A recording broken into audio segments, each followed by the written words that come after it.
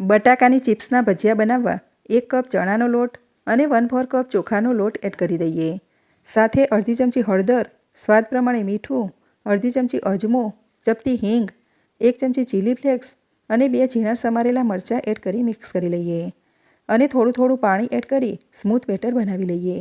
અને વિસ્કરથી બેટરને 5 થી 7 minute fatty લઈએ, જેથી બેટર એકદમ સરસ સ્મૂથ થઈ જાય અને ભજીયા ઈનોના ઉપયોગ વગર પણ એકદમ સરસ ફૂલેલા બને. હવે અડધો કપ ઝીણી સમારેલી કોથમીર એડ કરી સારી રીતે મિક્સ કરી લઈએ અને ઢાંકીને 20 મિનિટ રહેવા દઈએ.